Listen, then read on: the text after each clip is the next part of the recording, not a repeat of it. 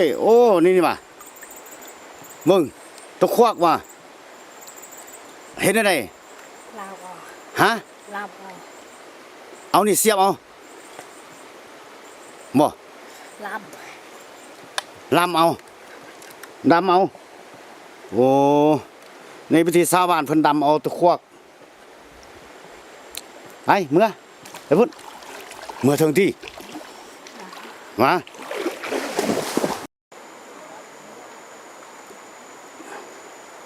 ปลาพันเนาะปลาพันสุดยอดเมืองลาว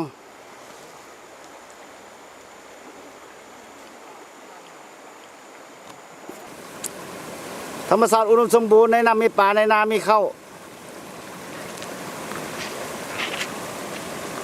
งามงามเมืองลาวงาม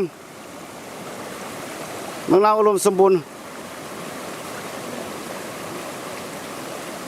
มีปลาแค่ปลาพัน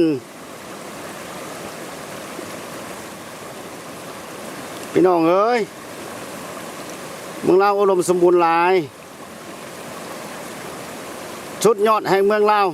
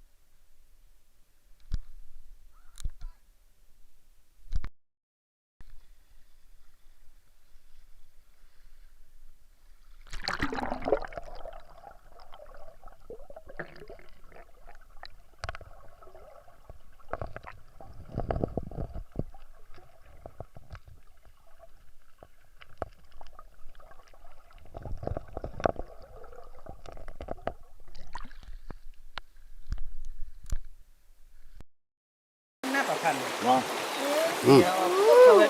ใส่ปลาพันด้วยโอ้ปลาพันหางแดงปลาพันหางแดงเนาะ พันหักแดง ฮะไปน้ำนี่